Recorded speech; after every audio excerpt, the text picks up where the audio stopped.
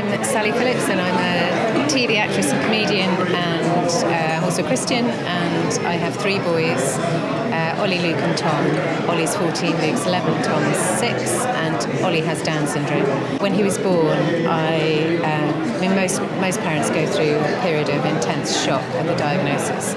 I did experience that as a challenge to my faith, but actually I found that through living with Ollie and getting to know him, I've had my very own Narnia covered, basically. Ollie has been a kind of Rosetta Stone or translator for me of God's word. I understand so much more through having him. I feel that he gets the big stuff right in a way that so many of the rest of us don't. We've got an amazing church. We've got a very small church, and that really works very well for us, because Ollie is just one of the kids. You know, we are not the body of Christ unless we include everybody. It's not like we need to include people because we want to be nice people. It's like we are actually disabled without people with learning disabilities. And also I think a lot of the people with Down syndrome that I know have a very profound faith. It's great to see all the resources already on offer, and as we try and work with Synod towards creating a toolbox for churches to better include people with LD, it's just be really fantastic.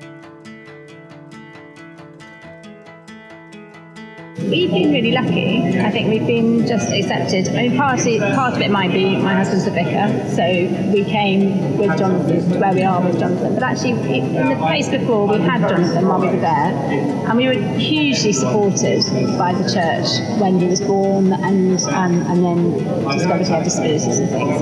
We always felt hugely supported and encouraged by them, both practically and emotionally. People were doing things to help us. So I think our journey through church has been positive, hasn't it, Jonathan? Someone's leading a service, they might give us the question. If there's a question with the congregation, they might give us that beforehand.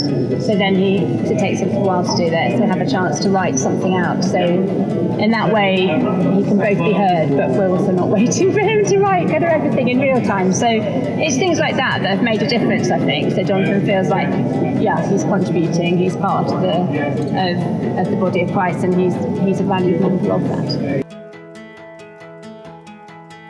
The whole opening of this event was just really had a depth about it today that I've perhaps not seen before. It was very special.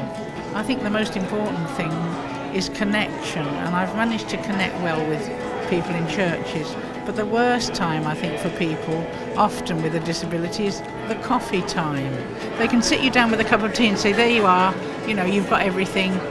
That's fine, but really what you want is people around you. You want to connect, you want to have fellowship. But I think also just having a friend that can take you around to say hi to folks, or you want fellowship, so you need to know who's around in the room, or it's not just about accessible toilets, as you know, it's about this thing to do with connection, and so people need to be able to use their gifts in church. It's not a case of just looking after a person, it's using their talents.